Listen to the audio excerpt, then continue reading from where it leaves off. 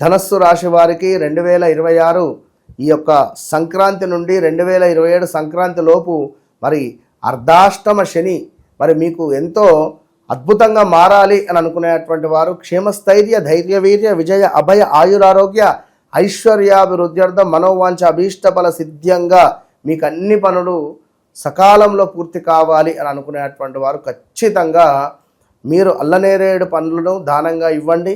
అదేవిధంగా grapes, black grapes కూడా దానంగా ఇవ్వండి, నలుగురికి పంచండి. చిన్న పిల్లలకు చాక్లెట్స్ను పంచిపెట్టండి.